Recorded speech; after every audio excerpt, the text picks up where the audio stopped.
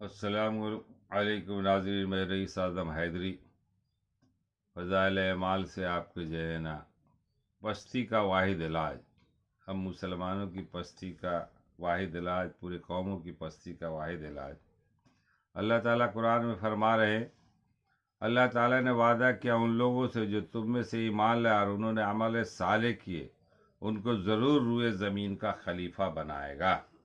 یہ اللہ کا وعدہ ہے، اور یہ بھی اطمینان دلایا کہ مومن ہمیشہ کفار پر غالب رہیں گے اور کافر کا کوئی یار و مددگار نہ ہوگا۔ اگر تم سے کافر لڑتے تو ضرور پیٹ پھیر کر بھاگتے پھرتے، پھر نہ پاتے کوئی مددگار، اور مومنوں کی نصرت اور مدد اللہ تعالیٰ کے ذمہ ہے، اور وہی ہمیشہ سر بلند اور سرفراز رہیں گے۔ اور حق ہے ہم پر مدد ایمان والوں کی، اور تم ہمت مت ہارو اور رنج مت کرو، اور غالب تم ہی رہو گے اور تم پورے مومن رہے۔ اور اللہ ہی کی ذات اور اس کے رسول کی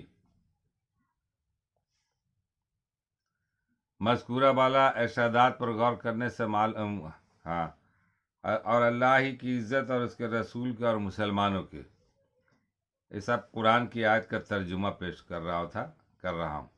بہرحال مذکورہ بالا ارشادات پر غور کرنے سے معلوم ہوتا ہے کہ مسلمانوں کی عزت، شان و شوکت، سربلندی و سرفرازی اور ہر برتری و خوبی ان کی صفت ایمان کے ساتھ وابستہ ہے۔ اگر ان کا تعلق خدا رسول کے ساتھ مستحکم ہے جو ایمان کا مقصود ہے، تو سب کچھ ان کا اور خدا نخواستہ اس رابطہ تعلق میں کمی اور کمزوری پیدا ہو گئی ہے تو پھر سراسر خسران یعنی نقصان اور ذلت خاری ہے، جیسا کہ واضح طور پر بتلا دیا گیا۔ قسم ہے زمانے کے انسان بڑے خسارے میں ہیں، مگر جو لوگ ایمان لائے اور انہوں نے اچھے کام کیا اور دوسرے کو حق کی فرمائش کرتے رہے اور ایک دوسرے کو پابندی کی فرمائش کرتے رہے۔ ہمارے اسلاف عزت کے منتہا کو پہنچے تھے اور ہم انتہائی ذلت و خاری میں مبتلا ہیں۔ بس معلوم ہوا کہ وہ کمال ایمان سے متصف تھے اور ہم اس نعمت عظمہ سے محروم ہیں، جیسا کہ مخبر صادق صلی اللہ علیہ وسلم نے خبر دی۔ یعنی قریب ہی ایسا زمانہ آنے والا ہے کہ اسلام کا صرف نام باقی رہ جائے گا اور قرآن کے صرف نقوش رہ جائیں گے۔ اب غور طلب امر یہ ہے کہ اگر واقع ہم اس حقیقی اسلام سے محروم ہیں جو خدا رسول کے یہاں مطلوب ہے اور جس کے ساتھ ہماری دین و دنیا کی فلاح و بہبود وابستہ ہے، تو کیا ذریعہ جس سے وہ کوئی نعمت واپس آئے، اور کیا اسباب ہے جن کی وجہ سے روح اسلام ہم میں سے نکال لی گئی اور ہم بے جان رہ گئے۔ جب مصحف آسمانی کی تلاوت کی جاتی ہے اور امت محمدی کے فضیلت اور برتری کی علت و غایت ڈھونڈی جاتی ہے، تو معلوم ہوتا ہے کہ اس امت کو ایک اعلیٰ اور برتر کام سپرد کیا گیا تھا، جس کی وجہ سے خیر الامم کا خطاب اس کو عطا کیا گیا۔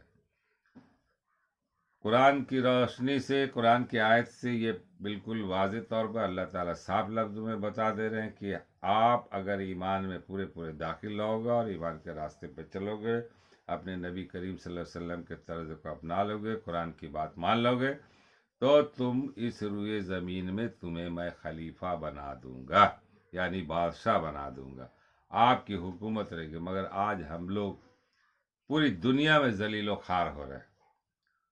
حکومت تو دور کی بات، آپ کے پاس نہ رہنے کی رہائش کا کوئی سامان ہے، نہ عزت ہے، نہ روزگار ہے، ہر طرف سے آپ پریشان حال ہے۔ اس کی کیا وجہ؟ اس کی ایک ہی وجہ ہے کہ ہم لوگ اپنے راستے سے بالکل ہٹ گئے۔ والعصر ان الانسان لفی خسر، قسم ہے زمانے کے۔ تو آپ اس تناظر میں آپ دیکھیں گے، اس آیت کے تناظر میں، تو آپ کو ہمارے استاد کا ایک شعر ہے کہ جاہل کی بستیوں سے بزم سخنورات تک منظر تھا ایک جیسا گزرے جہاں جہاں سے۔ یعنی جاہلوں کی تو بات چھوڑ دیے، پڑھے لکھوں کا عالم یہ ہے کہ وہ بھی اسی حالت میں ڈوبے ہوئے، وہ قلم کے ذریعے سے چوری کر رہی ہے، انگلیوں کے ذریعے سے پاکٹ مارتا ہے۔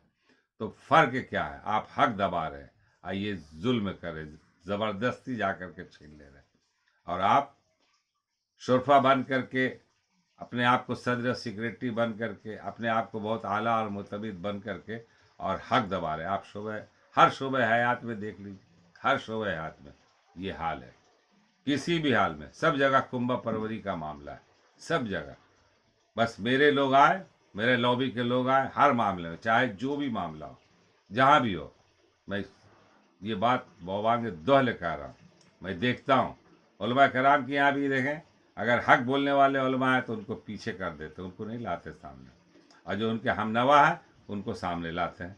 यानी आप हम जो बात बोल रहे हैं गलत सही, मगर आप हाँ में हाँ करते। इसी तरह से आप हर डिपार्टमेंट, शोबा उर्दू का हाल देख लीजिए, कॉलेज यूनिवर्सिटियों का हाल देखिए, एकेडमियों का हाल देखिए, शायरों का हाल देखिए, अदीबों का हाल देखिए, सब अपने आप में लगे हुए हैं।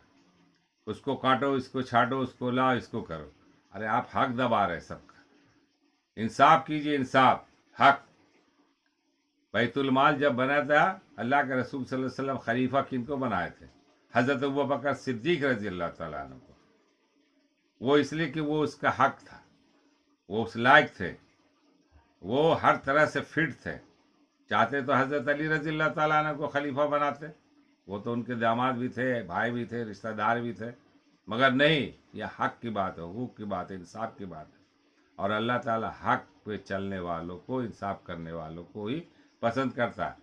आप हक पर चलिए, आपको अल्लाह ताला इज्जत देगा, इसमें दो राय नहीं।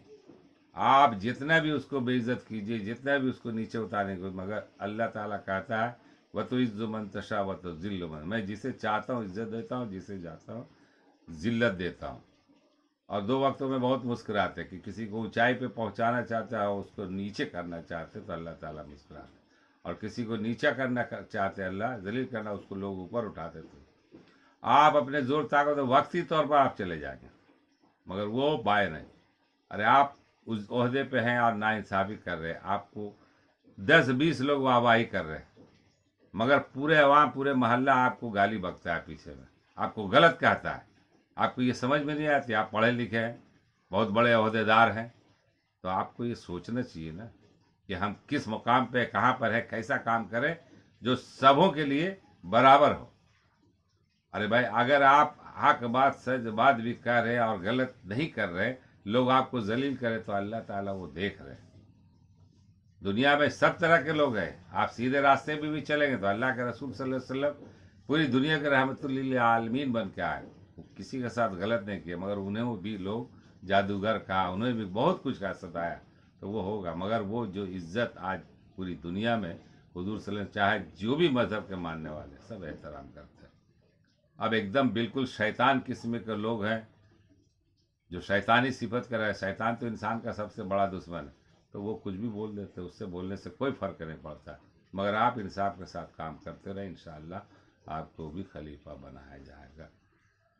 अल्लाह ताला हम लोगों को पढ़ने, सुनने, कहने से ज़्यादा अमल करने की तौफीक अता फरमाए। इस गुनहगार के लिए दुआ करें, अल्लाह ताला हम लोगों को सही रास्ते पर चलने की तौफीक, सही समझ दे, इंसाफ करने वाला बने। अस्सलामु अलैकुम व रहमतुल्लाहि व बरकातहू।